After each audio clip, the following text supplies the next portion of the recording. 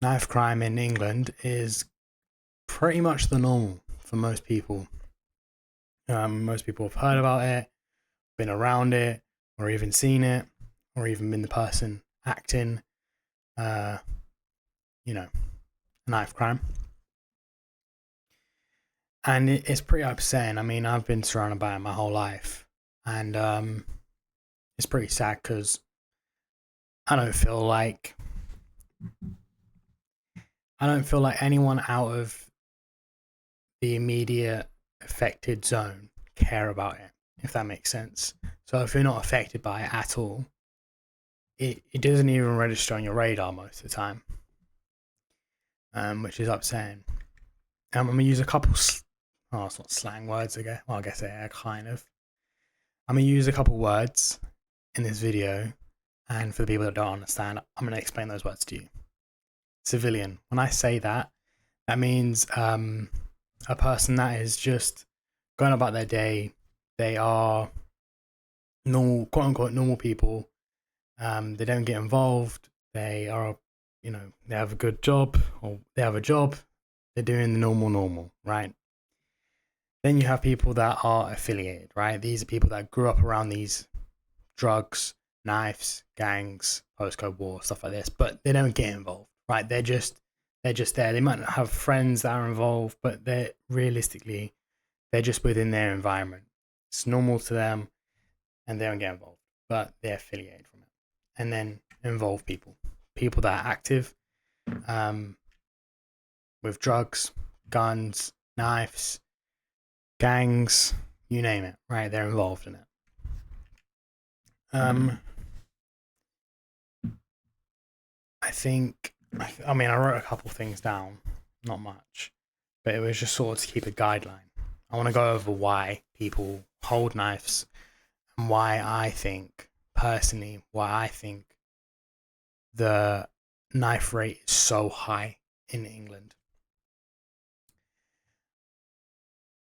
On an estate I used to live, um, it was horrible, right? Drugs, crackheads, knives, violence all the time, constantly, right? And I'm telling you, you could probably walk about 5 minutes down the road and there would be multi-million pound houses, right? And you guessed it, in those houses are very rich people. We are sandwiched together, really close. Now, people will be like, well, what's the problem? Well, the thing is, a lot of kids will end up going to the same schools. Some, obviously, like rich kids, will go to private school, but some don't. They end up going to the same school as the poor kid. And what ends up happening, I believe, this is my opinion, that the poor kid sees the rich kid and what they have and the things they talk about, and they go, wow, I really want that. And the rich kid sees the poor kid in maybe, for me personally, I think that the poorer kid is more times than often more mature, probably has a bit more confidence at the young age, and probably is just a bit more, I don't know how to explain it, very outgoing, right? Not all the time, but I think it's a very good attribute to have when you're poor because you don't have much else. And I think that that rich kid looks at that poorer kid and goes, wow, I wish I had that. So it's a conflict because if you have, let's say a poor area anywhere else, everyone in your school, everyone around you is poor as well. You don't even know what you're missing out on. And the same for the rich, right? Sometimes you'll have a really nice area, you're going to school, you don't see not the things that you're missing out on, I guess, but things that you don't normally see within your own life.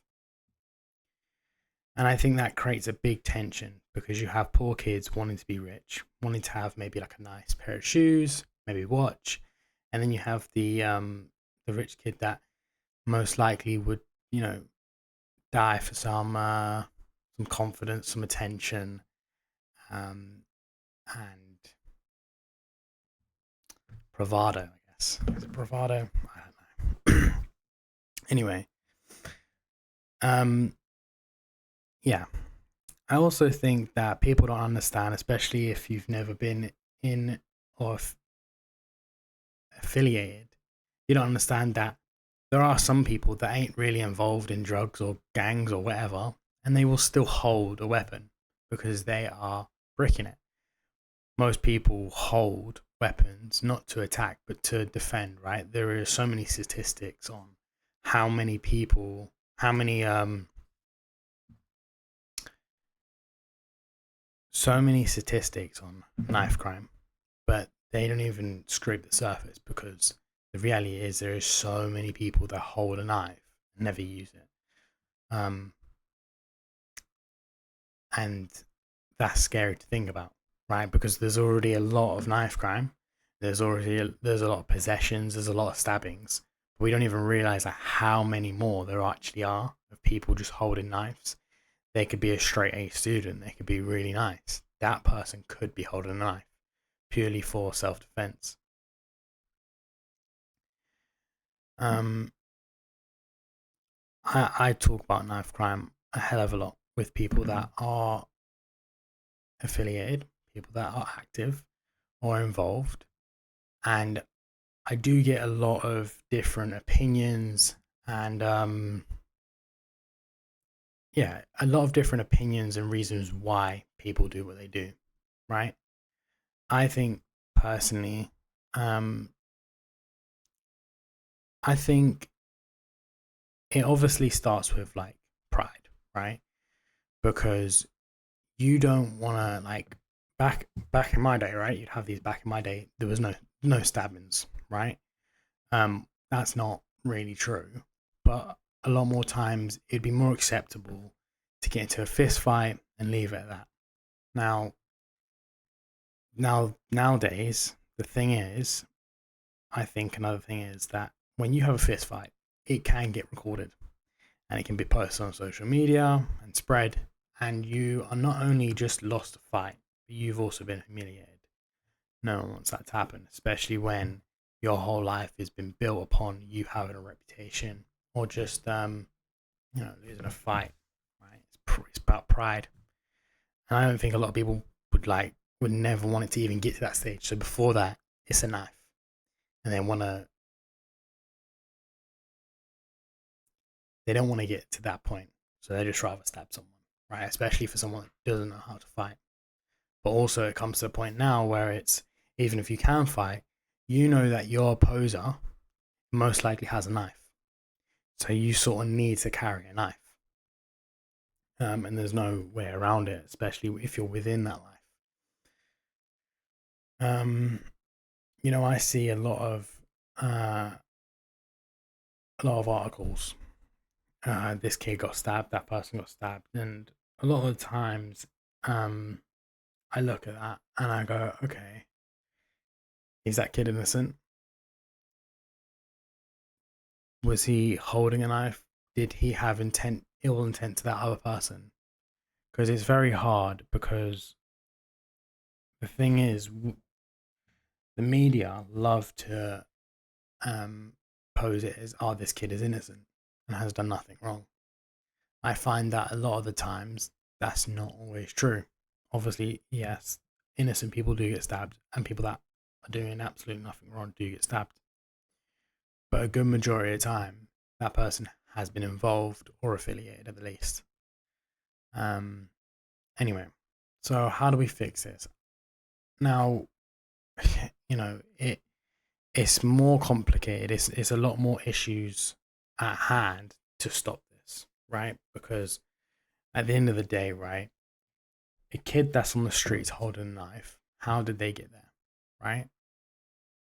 Well, most likely, if they're on the street, then at home, they probably have a parent that doesn't have control over their kid. Now, having control over your kid is not an easy thing, right? It is very hard. At the same time, that is the reality of the thing, right? You don't have control over your kid. So you can say what you want about the parent, but it is brought back to the parent, right? I'm not sitting here saying that every person that's involved has a bad parent, right? But a lot of the times it's about the parent not being able to do their job properly, right?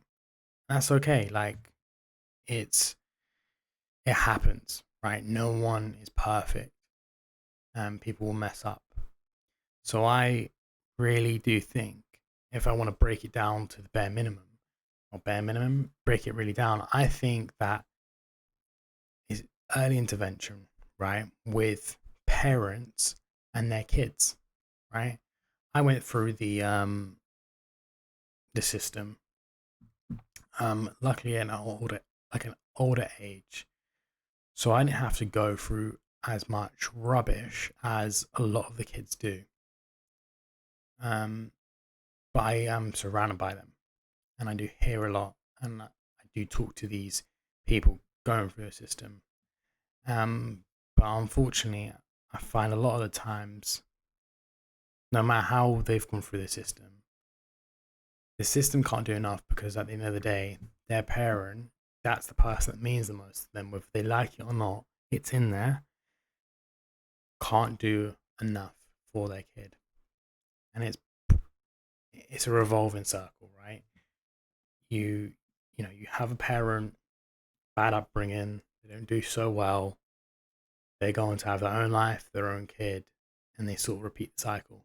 And unless you're very lucky and you come into contact with a person that is an adult that's mature and that is stable and they can teach you the ways, most of the time you will just repeat the cycle. That's very upsetting, but it is the truth. Not all the time, obviously. Nothing is 100%. Um, so yeah, I think early intervention, but maybe helping parents be able to parent, right? There's I, I think it'll be a big a big thing if there was maybe a course that parents could do, or maybe that was even compulsory. Nothing major, but just a course that as a parent you need to do legally. And it'll just teach you the basics, because I mean there's a lot of parents that don't even know the basics of what they're doing to their children, and maybe if they're aware of it, they could, stop doing that before they even start, right? Not make it a habit before it is. Now that doesn't it's not going to fix everything, but I think it's one of the solutions to the problem that we have in England, especially in London. Obviously, as a city, and because it's so compact in London, we're always going to get it, and it's just crime always shoots up in cities, right? Because we're so compact. But I think to lessen it, I think that's the one of the um, one of the main solutions to it. I also think there needs to be stuff for kids to do, right? Because I know growing up that I was bored out my head, and then I had a parent that didn't really care I was most of the time, and if she did, it was only because she needed me home for something, right? So a lot of the times it was like, well, whatever. Now I was around kids doing things, um, and I would always feel like I'd be trickled into that because I was so bored. Hanging around a block or hanging around a state, you just sort of like end up following the people around, following everyone. What we doing? What we doing here? And you end up just doing bad stuff, um, because you're bored, right? There's no youth centers. There's no clubs to go to that are for the poor kids. There's no, well, I guess what I would say to that is more like schools promoting um, clubs that are free, that are maybe funded by the government, youth clubs, and not maybe youth clubs, but stuff that sort of gets a kid's attention on something else, something that's so much better, whether it be sports or a game or even a group or even another adult that that kid could rely on, you know, and have respect for and listen to. Because again, as I said, a parent is not always, the best. And I think that would slow it down because just how, let's say you have two kids, one's age, let's say they're both 13, one's starting to deal drugs, and one is he's just here, he knows his mate deals drugs, but he's just around. Now, if that kid starts going to, let's say, some boxing classes, right, or even a youth club, right, fun, like he goes there, he has fun, he comes back and he talks to his mate. Now, if that youth club's never there, the chance of that other kid now dealing drugs goes up because he's around him. He's his boy. Like he wants to be around him because he's around him. He's around drugs, and slowly but surely, that kid most likely will start dealing drugs as well. It's just the way the matter is. But if now you have both of them doing something, right? You might have that kid go, come to the boxing. Come to the boxing. Like it's actually quite fun. And in not all cases, but I feel like there's a good chance that that kid maybe not drops it, but maybe just starts to focus on other things like boxing or like that's just going to chill, or maybe he gets into contact with an adult that is more responsible, more of a role model than his own parent, right?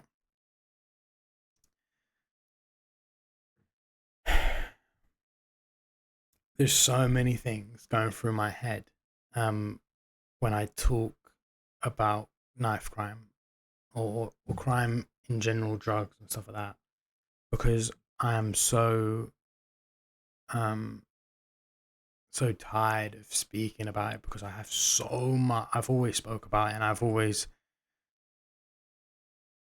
um I've always tried to think of solutions, and these two solutions, I think, although seem so simple, honestly would have a big effect, but it would only have a big effect by the next generation.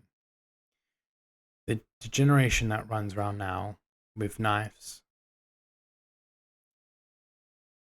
is very hard to change it. It's not impossible, but it is very hard. It's a lot easier to get, you know, to raise a kid to know to get off the streets. But it's another thing telling someone that's their whole life to go, look, man, we can do something else here. That's very hard because a person that's lived that life, that's all they know, and they don't see no they don't see no wrong in it, right? A lot of them don't. Some do, but even then, what you consider wrong and what someone else considers wrong and right are completely different things because you have two different perspectives, right? If I sat here with someone that doesn't know about this stuff and gone, I dealt drugs and I held a gun and I shot someone because of this and that, they go, whoa. And then I could sit here with someone that's lived that type of life and said the exact same thing. They go, okay, well, what for? Give me your reasons for these things. Like they might just be like, yeah, it's whatever, right? And a lot of times that is the case. So it's about perspective. Um, yeah,